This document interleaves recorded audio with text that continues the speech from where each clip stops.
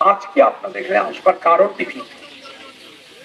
আজকের কারণটি হচ্ছে 17 বছর যাবৎ আমরা যে দিনের জন্য অপেক্ষা করছি, সেই দিনটা এসে গেছে ব্যাপারটা তা নয়।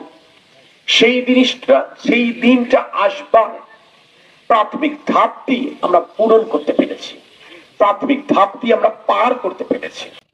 যিনি বা যারা ছিলেন তিনি হচ্ছেন শেখ হাসিনা। শেখ হাসিনা পদত্যাগে যখন বাধ্য হয়েছেন, তখন একটি সুষ্ঠু নির্বাচন আশা করা সম্ভব হচ্ছে। আমরা অতীতে দেখেছি কিভাবে এখানে ইউনিয়ন পরিষদের নির্বাচন হয়েছে, কিভাবে উপজেলা পরিষদ নির্বাচন হয়েছে। আমরা তো দেখেছি কতটুকু জনগণের মতামতের প্রতিফলন ঘটেছে, সেটাও নিশ্চয়ই আমরা কেউ ভুলে যাইনি। তাহলে যে আন্দোলনটি 17 বছর আগে বিএনপি শুরু করেছিল,